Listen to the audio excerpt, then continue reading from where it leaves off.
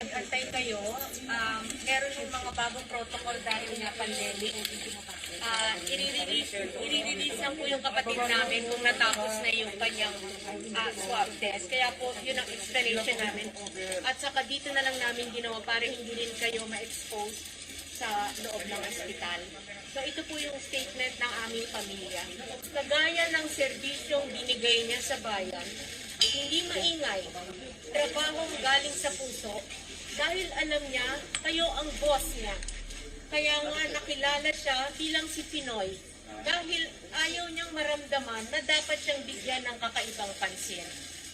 Hangarin niyang hindi mapahiya sa inyo dahil sa paghikayat na mahirap man, pero tama na sundin ang daan matuwid. Nagawa niya ang lahat ng yon. Masakit po para sa amin na tahimik niyang tinanggap ang mga batikos. Natatak sa aming mga magkakapatid na nung sinabihan namin siyang magsalita at labanan ang mga maling haka-haka, simple lang ang sagot niya sa amin. Kaya pa niyang matulog sa gabi. Hinarap niya ang lahat ng investigasyon at akusasyon. Sandigan Bayan, November 2017, Senado noong December 2017, at Kongreso noong February 2018.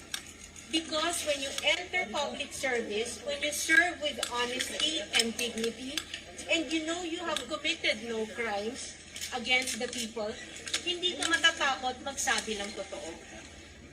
Pribado po siyang tao.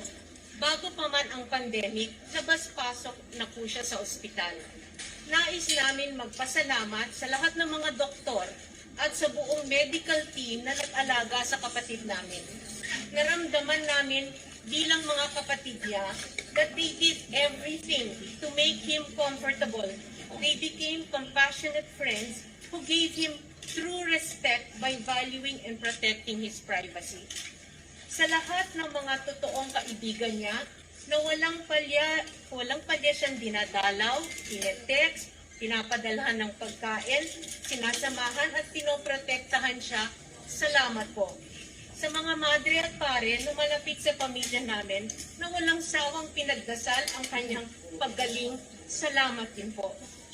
Sa tropa niya, kay Ivy at siguro ang numero 1 sa listahan, si Yoli, na 30 years siyang inalagaan, lahat ng kasama niya sa Times Street na mula nung pandemic, bihirang nabuo dahil alam nila delikado para sa kanya. Salamat. Sa mga botante ng 2nd District ng Tarlac noong 1998, kayo ang unang bumoto sa kanya. Sa inyo siya nagsimula, 3 terms ang nabuo niya. Sa 14.3 million Filipinos na in 2007 voted for him to become senator, and sa 15.2 million Filipinos na nagtiwala sa kanya noong 2010 at binigay ang pinakamalaking karangalan na pwedeng ipagkaloob sa kahit na sinong Pilipino, habang buhay namin tatanawin na utang na loob yung naibigay ninyo sa aming kapatid. Maraming salamat po. It is with profound grief that on behalf of our family, I am confirming that our brother, Benigno Noynoy S. Aquino III, died peacefully in his sleep. His death certificate pronounced his death at 6:30 a.m. due to renal disease secondary to diabetes.